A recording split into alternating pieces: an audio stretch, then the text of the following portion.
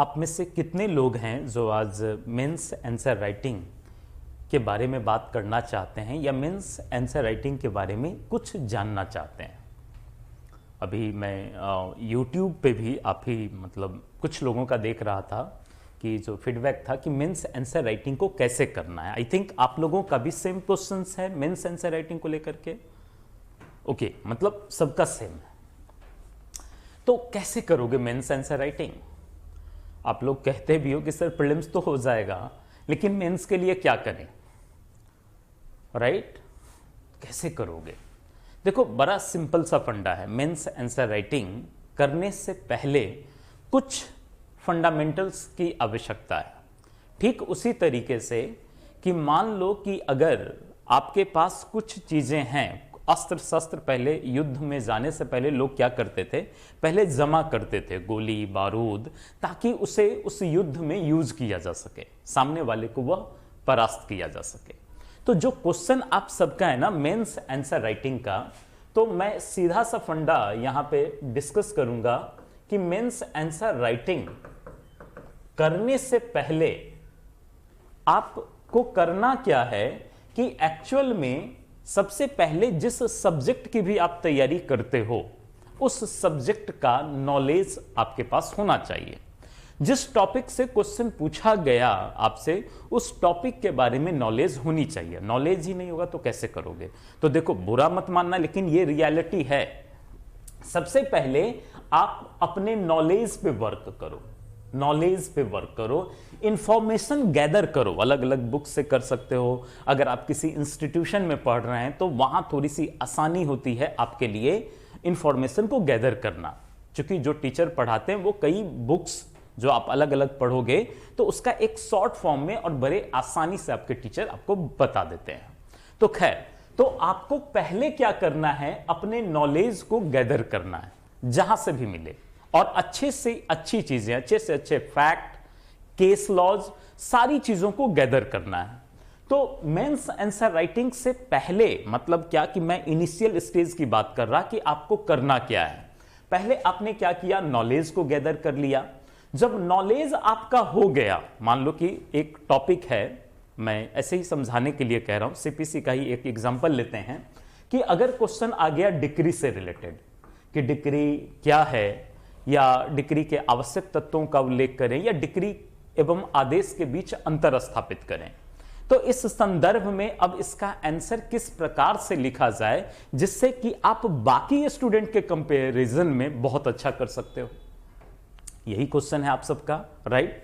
और एक चीज और, जब आप मेंस आंसर राइटिंग से पहले आप देखो कि मेंस में किस तरह का क्वेश्चन पूछा जाता है, तो इन सारी चीजों के बारे में आज हम डिस्कस करेंगे। आप लोग बने रहना, क्योंकि आप लोग तो ऑफलाइन वाले तो सारे लोग हैं ही, और बाकी चीजें जो भी जहां YouTube पे डाली जाएगी तो आप लोग भी देखते रहना। ये नहीं कि थोड़ा सा देखा, स्किप किया, फिर चले गए। तो जो भी चीजें हैं स्टार्टिंग से लास्ट तक करनी है, राइट? अब समझना, आप सब लोग जो लोग अभी बैठे हुए हैं यहां पे, सब लोग समझना कि मेंस आंसर राइटिंग से पहले मेंस में किस तरह का क्वेश्चन पूछा जाता है, इस पर पहले हम बात करेंगे। अगर आप मेंस के क्वेश्चन को देखोगे, जुडिशियरी एग्जामिनेशन की मैं बात कर रहा हूं, तो 3 तरह का क्वेश्चन। एक होता है सैद्धांतिक प्रश्न।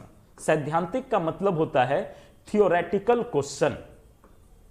थियोरेटिकल, जैसे डिक्री को परिभाषित कीजिए, डिक्री के आवश्यक तत्वों का उल्लेख करें, डिक्री एवं आदेश के बीच अंतर स्थापित करें।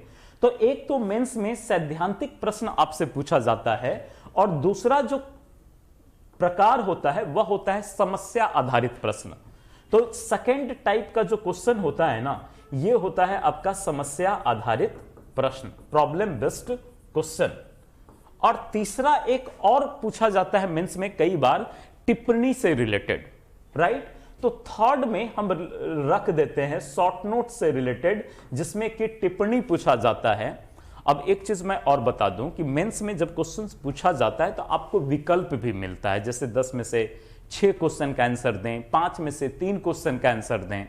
तो थोड़ा सा अगर देखा जाए, अगर आप लोग अच्छे से तैयारी करोगे ना, तो आप सबके लिए बहुत अच्छा होने वाला है आज का यह सेशन। तो अब क्या किया जाए कि मेंस में आप बहुत अच्छा स्कोर कर जाओ, तो अगर देखा जाए, चाहे बिहार, यूपी, एमपी, झारखंड, उत्तराखंड, राजस्थान, किसी भी स्टेट की मैं बात कर रहा, दिल्ली, हरियाणा, किसी भी स्टेट की, सामान्य तौर पर 3 तरह के प्रश्न पूछे जाते हैं। एक तरफ थ्योरेटिकल क्वेश्चन होता है, दूसरी तरफ समस्या आधारित प्रॉब्लम बेस्ड क्वेश्चन पूछा जाता है, और तीसरी तरफ टिप्पणी, शॉर्ट नोट्स टाइप का कुछ क्वेश्चन पूछा जाता है। अब इस तीनों क्वेश्चन का आपको आंसर करना है, तो कैसे करोगे? जैसा कि मैंने इनिशिएट किया था, स्टार्ट किया था, नॉलेज मतलब क्या कि आपको ज्ञान होनी चाहिए, आपको जानकारी होनी चाहिए। क्योंकि मान लो कि अगर किसी टॉपिक पर आपको जानकारी ही नहीं है तो आप एक्सप्रेस कैसे करोगे? तो सबसे पहले तो नॉलेज गैदर करना पड़ेगा ना। नॉलेज गैदर कैसे होगा? अगर आप किसी इंस्टीट्यूशन में पढ़ रहे हो तो वहां पर नोट्स बनवाया जा रहा होगा, कुछ बताया जा रहा होगा, तो वहां से नॉलेज आप गैदर करोगे। तो जिस इंस्टीट्यूशन में आप पढ़ते हैं वहां से सीखें। दूसरी चीज, बुक्स वगैरह भी आप देख सकते हो, बेयर एक्ट वगैरह भी ले सकते हो। आप अपने टीचर, जिस टीचर से भी पढ़ते हैं उनसे आप बहुत सारी चीजें सीख सकते हो, तो वहां से आपको नॉलेज मिलेगा। सेकेंड चीज है कि नॉलेज अगर हो गया तो सेकेंड चीज है कि नॉलेज का प्रेजेंटेशन। क्योंकि मेंस में अच्छे मार्क्स लाने का एक ही तरीका है कि आंसर को आप किस प्रकार से प्रेजेंट करते हैं। तो अगर आपके पास नॉलेज हो गया तो सेकेंड चीज है नॉलेज को प्रेजेंट करना, मतलब एक तरीके से देखा जाए तो प्रेजेंटेशन करना। और एक चीज मैं बताऊं कि कोई भी कॉपी जब आप लोग लिखते हो ना, मैं जब भी आप लोगों का आंसर देखता हूं, कई बार कुछ स्टूडेंट बहुत अच्छा लिखता है, नो डाउट, उसका बार बार अप्रिशिएट करने का मन करता है, लेकिन कुछ स्टूडेंट बहुत गंदा लिखते हैं, ये भी एक रियलिटी है। और आप में से मैक्सिमम लोग बहुत गंदा लिखते हो, लेकिन आपको इंप्रूव करना, और आप सब लोग इंप्रूव कर सकते हो। लेकिन कैसे इंप्रूव होगा, अब समझना इन चीजों को। क्योंकि नॉलेज इज द की, कहा जाता है ना कि ज्ञान कहीं ना कहीं चाबी है, एक तरीके से वह कुंजी है जो आपके उस कला, जो आंसर आप लिख रहे हो उसमें धीरे धीरे सुधार करते जाएगा। एक कहावत है ना कि पुराने जमाने में अगर आप देखोगे और पुराने समय की अगर मूवी वगैरह भी अगर देखोगे, तो एक योद्धा जब लड़ाई के लिए निकलता था तो वह अपने सारे अस्त्र शस्त्र को पहले तैयार करता था और देखता था कि वह शस्त्र कितना धार किस शस्त्र में है, और जिसकी धार तेज होती थी, और अगर किसी शस्त्र में धार नहीं है तो उसे धार दिया जाता था ताकि उस शस्त्र का वह उस रण क्षेत्र में यूज कर सके, और कई बार योद्धा जीत कर भी आता था। ठीक उसी तरीके से आपके अस्त्र शस्त्र क्या है, मैं सिंपल सा आप सबको फंडा बता रहा हूं। अगर मेंस आंसर करने हैं और बहुत अच्छे से करने हैं, आपको मेंस आंसर राइटिंग में बहुत अच्छे मार्क्स लाने हैं, तो आपके लिए शस्त्र तो नॉलेज ही है। आप नॉलेज को इन्हांस करो, जितना ज्यादा इन्हांस कर सकते हो कर लो। किसी भी टॉपिक पे आप चाहे सीपीसी का एक एग्जांपल ले, डिक्री ऑर्डर जजमेंट, तो वहां से नॉलेज को गैदर करो, अलग अलग केस लॉज को गैदर करो, सेक्शन को याद करो। रेस जुडिकाटा से पूछता है तो रेस जुडिकाटा के बारे में करो, उसके इसेंशियल को जानो, उससे रिलेटेड केस लॉज, इसके अलावा एक्सप्लेनेशन को जानो। तो इससे क्या होता है कि आपने नॉलेज को गैदर कर लिया। और आई थिंक आप में से मोस्टली स्टूडेंट जो यहां पढ़ रहे होते हैं, सबके पास इतना तो नॉलेज हो ही जाता है कि decree order judgment, res judicata, res subjudice या कुछ इस तरह के क्वेश्चन पूछे जाएं तो आप सब लोग इसका आंसर दे सकते हो। अब जब नॉलेज हो जाता है ना, तो मेरा अपना जो एक्सपीरियंस है और आप सबसे मैं शेयर करना चाहूंगा कि केवल नॉलेज होने से सफलता नहीं मिलती है। देखो, मेंस में होता क्या है कि जो आप लिख करके देते हो उसी लिखी हुई बातों पर आपको मार्क्स मिलता है। तो अब अगर आपको अच्छा मार्क्स लेने हैं तो आपको अपने नॉलेज को प्रेजेंट करना होगा कि नहीं करना होगा। अगर आप नॉलेज को प्रेजेंट ही नहीं करोगे अपनी कॉपी में तो आपको मार्क्स कैसे आएगा? जो टीचर आपकी कॉपी को जांच रहा होता है उसे थोड़ा ही ना पता कि लिखने वाला बहुत अच्छा जानता है, वो तो एक्चुअल में आपके द्वारा लिखे गए आंसर पर ही कहीं ना कहीं मार्क्स देगा। तो ऐसे सिचुएशन में सबसे पहले नॉलेज को गैदर करने के बाद, नॉलेज को कहीं ना कहीं आप जब ले लेते हो तो प्रेजेंटेशन एक बड़ा रोल प्ले करता है और प्रेजेंटेशन किसी भी तरह के क्वेश्चंस में, चाहे सैद्धांतिक प्रश्न हो या फिर समस्या आधारित प्रश्न हो या टिप्पणी से रिलेटेड प्रश्न हो, आपको क्या करना है, अपने आंसर को प्रेजेंट करना है।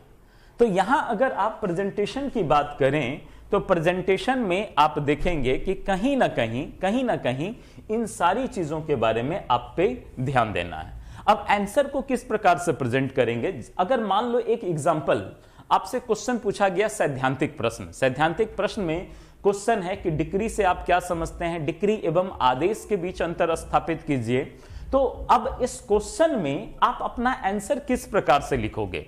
अब इसी क्वेश्चन में सबसे पहले जब आप स्टार्ट करते हो तो उसका परिचय दें। किसी भी क्वेश्चन को अगर आप इंट्रोड्यूस कर देते हो ना, तो थोड़ा सा बाकी स्टूडेंट के कंपैरिजन में आप आधे मार्क्स का बेनिफिट ले जाते हो, ये रियलिटी है। तो यहां पर अगर आप देखें सैद्धांतिक प्रश्न के बारे में, तो सैद्धांतिक प्रश्न के बारे में देखा जाए तो आप करते क्या है कि कहीं ना कहीं डिग्री से रिलेटेड अगर क्वेश्चन पूछा गया और आपने क्या किया, सबसे पहले उसका परिचय दे दिया, इंट्रोड्यूस कर दिया, तो कहीं ना कहीं उस टॉपिक पर जिस पर कि आपने इंट्रोड्यूस किया है, कहीं ना कहीं आपको आधे अंक का बेनिफिट मिल जाएगा। आप में से मोस्टली स्टूडेंट डिग्री की परिभाषा पूछता है ना, तो सीधा सीपीसी की धारा 2 खंड 2 को लिखना शुरू कर देते हो। तो वैसे नहीं करना, सबसे पहले आपको उसका परिचय देना है, आपको बताना है कि डिक्री शब्द की उत्पत्ति कैसे हुई, आखिर वह लैटिन शब्द क्या है। जैसे डिक्री शब्द की उत्पत्ति एक लैटिन शब्द डिक्रेटम से हुई, आपने ये बता दिया। और जब आपने ये बता दिया तो उसके बाद आपको करना क्या है, आपको बताना है कि डिक्री शब्द की परिभाषा सीपीसी की किस धारा में दी गई। तो पहले खंड में आपने परिचय बताया, दूसरे खंड में आपने उस लीगल प्रोविजन को बता दिया, विधिक उपबंध को बता दिया कि एक्चुअल में सीपीसी की किस धारा में वह दिया गया है। तो सेक्शन 2 क्लॉज 2 आपने बता दिया। अब आपको धारा 2 खंड 2 में जो परिभाषा दी गई है, आप उस परिभाषा को लिखें और इसके इसेंशियल को लिखें, और जिस इसेंशियल पर जो केस लॉ है उस केस लॉ को वहां पर लिखें। तो इससे आपका आंसर जो है कंपैरेटिवली कहीं ना कहीं अच्छा हो जाएगा और आप अच्छा मार्क्स ला सकते हो। तो ये हमेशा ध्यान में रखना, सैद्धांतिक प्रश्न का उत्तर ऐसे ही दिया जाता है और हर क्वेश्चन को पहले आप समझो कि क्वेश्चन का रिक्वायरमेंट क्या है, और जब आप क्वेश्चन के रिक्वायरमेंट को समझ लेंगे ना, तो आप उसका आंसर अच्छे से दे सकते हो, प्रेजेंट कर सकते हो। दूसरा होता है समस्या आधारित प्रश्न। प्रॉब्लम बेस्ड क्वेश्चन में 2 चीजें होती है, या तो वह प्रॉब्लम किसी इलस्ट्रेशन से रिलेटेड हो सकता है, या फिर वह प्रॉब्लम सुप्रीम कोर्ट के किसी निर्णय, जो सुप्रीम कोर्ट ने जजमेंट दिया, वह किसी फैक्ट पर आधारित हो सकता है। तो जैसा भी हो, समस्या आधारित प्रश्न में आप सबसे पहले देखें कि अगर कोई सुप्रीम कोर्ट के जजमेंट पर है तो आप लिख सकते हो कि दिया गया समस्या या उपरोक्त समस्या फलाने मामले के फैक्ट पर या उस निर्णय पर आधारित है। या फिर अगर किसी धारा से लिंक कर रहा है तो आप बताओ कि फलाने धारा पर आधारित यह प्रश्न है। इसके बाद जो समस्या पूछा गया उसके फैक्ट को आप इजीली लिखें और उसके बाद उस समस्या का निर्धारण उस लीगल प्रोविजन धाराओं के आधार पे करें और साथ के साथ केस लॉज के आधार पे करें। तीसरा है टिप्पणी। टिप्पणी में स्टूडेंट कई बार इसको स्किप करता है, लेकिन हमेशा ध्यान रखना कि टिप्पणी में आप अधिक से अधिक मार्क्स ला सकते हो। जितना ज्यादा टिप्पणी को आप अच्छे से लिखोगे उतना ही ज्यादा मार्क्स आपको आएगा। तो टिप्पणी आप लोग कभी भी मिस मत करना। और जब भी शॉर्ट नोट्स पूछा जाता है किसी भी टॉपिक पे, मान लो अंतःकालीन लाभ पूछ दिया गया, तो वहां भी अंतःकालीन लाभ को सीधा स्टार्ट मत कर दो, थोड़ा सा आप 1-2 लाइन में उसका संक्षिप्त परिचय दें, फिर सीपीसी की धारा 2 खंड 12 को बताएं और उससे रिलेटेड अगर कोई केस लॉज 1-2 है तो फिर तो मजा ही आ जाएगा। तो ऐसे सिचुएशन में आप देखेंगे अगर इस तरीके से सैद्धांतिक प्रश्न हो या समस्या आधारित प्रश्न हो या टिप्पणी से संबंधित प्रश्न हो, अगर आप इस तरीके से तैयार करते हो ना, आप सबका मेंस बहुत अच्छा से निकलेगा।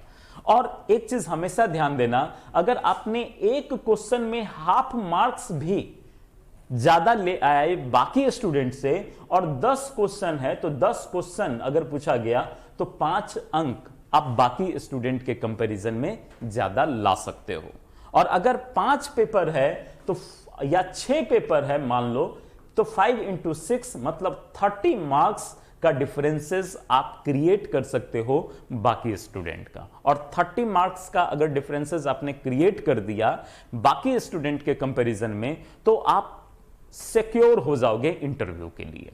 हो सकता है कि आपको अच्छे मार्क्स आए और हो सकता है कि आप अच्छे रैंक के साथ निकल जाओ, राइट। तो इन सब चीजों को आपको अपने मेंस आंसर राइटिंग में ध्यान देना है। आई होप कि आप सब लोगों को ये चीजें जो अभी हमने बताई अच्छी लगी होगी, और कोशिश करते जाना है, अभी से स्टार्ट कर दो और आप सब लोग कर सकते हो। ठीक है, तो इसी के साथ आप सबको बहुत बहुत धन्यवाद। और चूंकि ये वीडियो YouTube पे भी डलेगी, तो आप सब लोग इस चैनल को सब्सक्राइब करना और लाइक करना और अधिक से अधिक शेयर करना, ताकि मैं शेयर इसलिए कह रहा हूं ताकि ऐसे स्टूडेंट्स के पास भी ये वीडियो पहुंचे जो चाहते हैं तैयारी करना, जो एक्चुअल में मेंस में आंसर को प्रेजेंट करना चाहते हैं, जो बहुत अच्छा से लिखना चाहते हैं, लेकिन उनको कोई गाइड करने वाला नहीं है, राइट। तो वो भी अगर चाहे तो थोड़ा बहुत इन सब चीजों से सीख सकते हैं। तो आप अधिक से अधिक शेयर भी करें, और आप सबको अगेन बहुत बहुत धन्यवाद। Thank you.